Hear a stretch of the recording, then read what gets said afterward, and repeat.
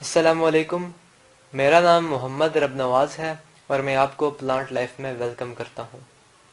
अगर आपको मेरी वीडियो पसंद आए तो मेरी वीडियो को लाइक भी कीजिएगा और शेयर भी कीजिएगा और मेरे चैनल को ज़रूर सब्सक्राइब कीजिएगा और बेल आइकन के बटन पर क्लिक भी कीजिएगा ताकि आपको नोटिफिकेशन मिलता रहे जब भी मैं कोई न्यू वीडियो अपलोड करूँ। आज मैं बात करने वाला हूँ स्टारलाइट फाइकस पर। इसके पत्ते देखने को काफ़ी प्यारे लगते हैं। ये फाइकस फैमिली से बिलोंग करता है और इसके पत्तों के दोनों शेड्स बहुत खूबसूरत लगते हैं। आउटर लाइन पर क्रीमी कलर देखने को मिलता है और बीच में ग्रीन कलर होता है जो देखने में बहुत खूबसूरत लगता है। अब मैं आपको इसकी केयर के बारे में बताता हूँ। इसको कौन सा मौसम अच्छा लगता है, इसको कितनी धूप अच्छी लगती है और इसको कितना पानी अच्छा लगता है। स्टारलाइट फाइकस एक ऐसा पौधा है जो आउटडोर भी है और शेडी एरिया में भी ग्रोथ करता है।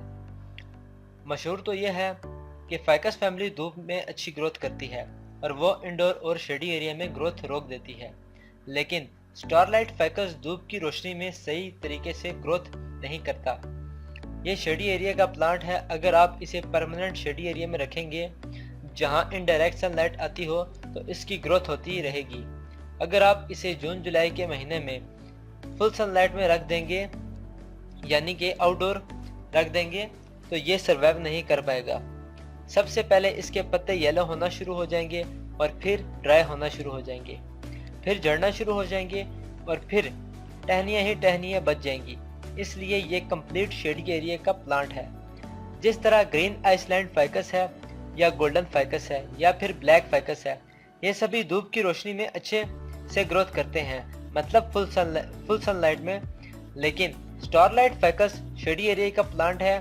कभी भी भूल से भी इसे फुल सनलाइट में ना रखिएगा।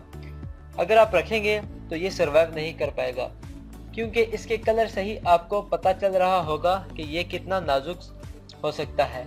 इसलिए इसे शेडी एरिया में रखें तो ये ग्रोथ करता रहेगा। स्टारलाइट फाइकस को बहुत ही कम पानी की ज़रूरत होती है।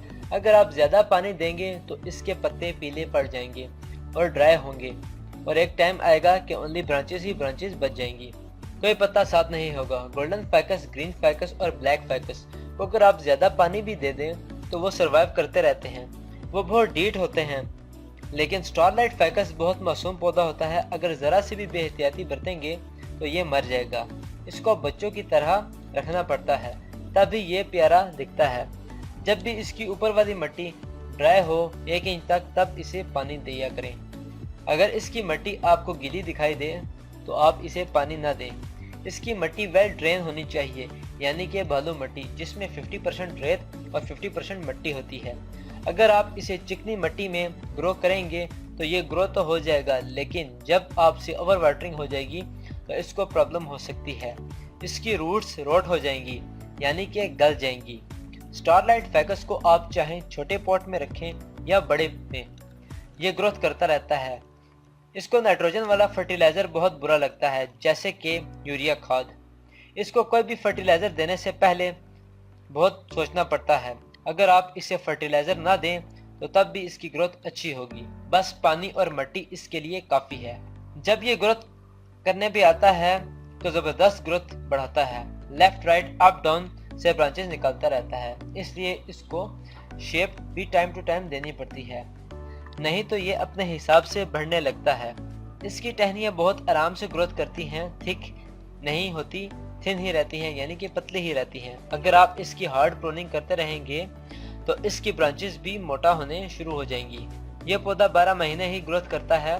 अगर आप इसे सर्दियों में बाहर रख देंगे जहाँ डायरेक्ट धुंध पड़ती होगी तो इसके पत्ते डिफोलिएट हो जाएंगे, मतलब कि झड़ जाएंगे। अगर आप इसे उस जगह रखेंगे जहां गर्मियों के दिनों में डायरेक्ट धूप और सर्दियों में डायरेक्ट धुंध ना पड़ती हो तो ये ग्रोथ अच्छी करता रहेगा और 12 महीने तक आपके पास रहेगा। ये बहुत इजी टू ग्रो है अगर हम इन सब बातों का ख्याल रखें। उम्मीद है आपको मेरी वीडियो पसंद आई होगी। अल्लाह हाफिज़।